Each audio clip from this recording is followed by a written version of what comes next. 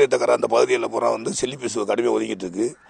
அதுங்கிட்ட அடுத்தீங்கன்னா ஓலக்கடாவிலேருந்து வடகாடு, அரியாங்குண்டு, தண்ணீர் ஊற்று, மாந்தோப்பு, முனக்காடு வரைக்கும், முனக்காடு வரைக்கும், பாலம் முனக்காடு வரைக்கும் கடலில் ஃபுல்லாக ஜெல்லிபீஸ் நிற்கிது. அது ரோஸ் கலர் ஜெல்லிபீஸு. இது என்ன மாறுதலுக்கு இப்படி வந்து ஒதுங்குதில்ல. நிறைய பேர் தான் ஆக்கியிருக்கு. நேற்று கூட நாங்கள் கொண்டு ஹாஸ்பிட்டலில் ஊசி போட்டேன். நேற்று ஜெல்லிபீஸ் அடித்து நான் கடலில் இறங்கி கூடு பார்க்குற தொழில் பார்க்குறோம். இது என்ன மாறுதலில் ஒதுங்குதுன்னு தெரில. இப்போ இந்த பகுதியில் வந்து கடலில் ஒதுங்காத காரணம் வந்துட்டு இப்போ இது தங்கச்சிமடம் பகுதியில் ஒதுங்காத காரணம் அந்த நீர்வாடு ஓடுன்னு சொல்லுவாங்க. நீர் ஓடும், சோள நீர்னு சொல்லுவாங்க. தெற்கு இருந்து வடக்கு நோக்கி ஓடும். அது ஓடி சுற்றி வரனால தான் அதிகமாக சேரங்கோட்டை பகுதியில் ஒதுங்குது அந்த நீர்வாட்டுக்கு. அது கொண்ட நீர் ஓடுது. அந்த கொண்ட நீர் ஓடுனால ஓடுது. இங்கே வாட நீர் ஓடுனா கரையை ஒதுங்கும். இப்போ சோள நீர் ஓடுனால கடலே கிடக்கு. ரெண்டு நீர் மாறி மாறி ஓடுனால கடலே கிடக்கு. இதனால தான் அங்கே ஒதுங்குது. ஆனால் ஏதோ ஒரு கடலில் ஒரு மாற்றம் தெரியறதுனால இந்த மாதிரி எந்த வருஷம் இல்லாத இந்த வருஷம் அதிகமான ஜெல்லிபீஸ் ஒதுங்கிட்டு இருக்கு.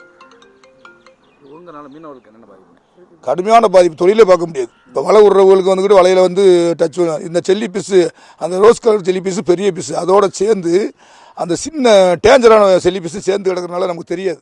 வளையலில் வந்து நம்ம இதுதான் வருதுன்னு இது வந்து பாதிப்பு வந்து கொஞ்சம் 50%னா அந்த இது வந்து 90% பாதிப்பாக இருக்கும். அந்த சின்ன ஜெல்லிபீஸ் ரெண்டு சேர்ந்து வரனால நம்ம இந்த ஜெல்லிபீஸ் நினச்சி டச் பண்ணி கொஞ்சம் ஒதுக்கி விட்டு வருவோம். ஏன்னா தொழிலுக்கு அதை தடித்தான் கையால் தட்டுவோம், வலையில் வரும். அது சேர்ந்து வரல, அது உயிருக்கு ஆபத்தான ஜெல்லிபீஸ் சேர்ந்து வருது. அதில் இப்போ நாங்கள்லாம் கூடு பார்க்குறோம், இறங்கி ஒரு இந்த அடப்பூலைன்னு ஒன்று வச்சுருக்கோம். அதுக்குள்ளே வந்து அடைஞ்சு அப்படி நின்றுது பீஸ். ஒரு வலைக்கில் எப்படி பார்த்தீங்கன்னா ஒரு 100-200 பீஸ் நிற்கும். அந்த வலை சுற்றளவே ஒரு 10 அடி 15 அடி தான் இருக்குது. அந்த ரவுண்டுக்குள்ளே போய் இறங்குவோம். அந்த ரவுண்டுக்குள்ளே அந்த பிஸுக்குள்ளே நாங்கள் வந்து ஏன்னா மீன் கிடந்தால் பிடிச்சாகணும். நாங்கள் இந்த சின்ன பீஸு ஜெல்லி பீஸ் கிடக்க தெரியாமல் இறங்கிடுவோம். ரோஸ் கலர் இதுவாக தாங்கிடலாம் ஓரளவு. 50% தாங்கிட்டு வந்து கரையை வந்து அந்த ஜெல்லி பீஸ் அடித்து அந்த விடிகர் இது போடுறது. விடிகர் போட்டால் கொஞ்சம் கேட்கு. இப்போ வந்து மெடிக்கலில் ஒரு ஆயின்மெண்ட் வந்துருக்குன்னு சொல்லியிருக்காப்புல. நாங்கள் அந்த சான்மா அறக்கட்டெல்லாம் சொல்லியிருக்கோம். அதுக்குள்ளே இது வாங்கி கேட்டிருக்கோம், ஆயின்மெண்ட் வாங்கி கேட்டிருக்கோம், வாங்கி தரேன்னு சொல்லியிருக்காப்புல.